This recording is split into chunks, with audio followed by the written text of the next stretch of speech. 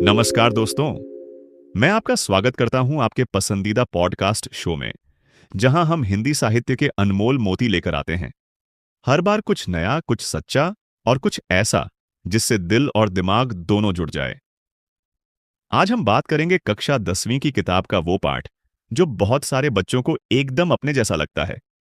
आत्मकथ्य जय शंकर प्रसाद की खुद की रची कहानी, जिसमें छुपी है एक कवि की गहराई, उसकी बेचैनी और कविता से उसकी दोस्ती। एक बार सोचिए, आप खिड़की के पास बैठे हैं, बाहर हल्की बारिश गिर रही है, पत्तियां हिल रही हैं, कभी कोई पक्षी चहचहा उठता है, एक एक बूंद की आवाज सुनी जा सकती है। ऐसे माहौल में जब अकेलापन महसूस हो, तो क्या आपको कभी कविता लिखने का मन नहीं करता? जयशंकर प्रसाद के साथ भी यही हुआ। बचपन से ही वे दुनिया से थोड़ा अलग थे। भीड़ में रहकर भी अकेले, शोर में रहकर भी अपने ख्यालों में डूबे। उनकी जिंदगी का बड़ा हिस्सा ऐसे ही तन्हाई और सोच विचार के आईने में बीता। आप सोचिए, एक बच्चा जिसे हर किसी ने बस समझाने, डांटने या टोकने की कोशिश की, लेकिन समझने की नहीं। वो एक छोटा बच्चा जिससे चांद की ओर देखकर बातें होती हैं। नदी से पूछा जाता है, आज इतनी शांत क्यों हो? या फिर पेड़ों से कहा जाता है, आज तुम्हारे पत्ते उदास लग रहे हैं। और जब अंदर का दर्द बाहर की दुनिया नहीं समझी, तब उसकी सबसे करीबी दोस्त बनी प्रकृति। प्रसाद जी लिखते हैं, जब मैंने जीवन को पहली बार देखा, समझा, तो सबसे पहले दुख दिखा। क्लैश दिखे, रूढ़ियां, समाज के अजीब बंधन, जैसे हर जगह बस दीवारें थीं। अब आप सोचिए, ऐसी दुनिया में एक सेंसिटिव दिमाग क्या करना चाहेगा? भागना, छुपना या फिर अपनी ही कल्पनाओं को अपना लेना। उस दौरान बारिश की एक रात या किसी छानी में या किसी अकेली दोपहर को उन्होंने महसूस किया, जो मन में गूंज रहा था, वही सच है, वही कविता की शुरुआत है।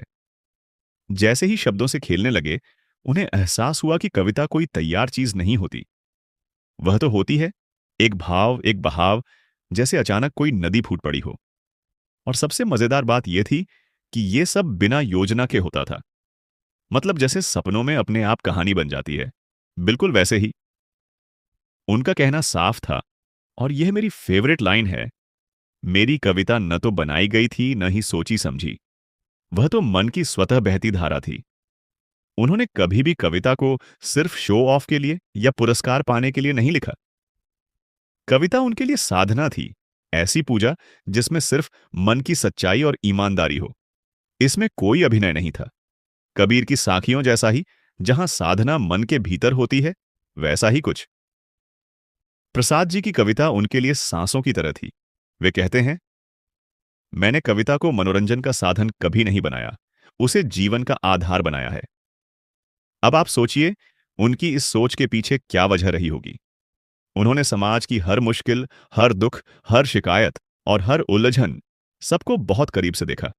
स्कूल में, घर में, मोहल्ले में, हर तरफ बस सवाल, उलझने, दुख।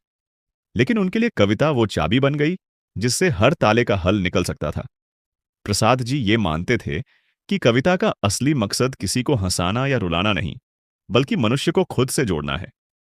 यानी ऐसी पंक्तियां जो आपके दिल को छू जाएं, आपको खुद से और अपनी आत्मा से पहचान करा दें। वे बहुत साफ साफ लिखते हैं, मैंने कभी शब्दों से खेल नहीं किया, मैंने शब्दों में भाव भरा है। मतलब कविता सिर्फ गिनी चुनी लाइनें लिखना नहीं, बल्कि हर शब्द में भाव और सच्चाई उंडेलनी है। एक बहुत अच्छा उदाहरण आता है। मान लीजिए, किसी दिन बाहर बहुत तेज बारिश हो रही है। आप अकेले बैठे हैं, कमरे में हल्की हल्की रोशनी है, और अचानक दिल भर आता है। ऐसे में जो ख्याल आता है, वो ही अगर लिखा जाए तो वही कविता है।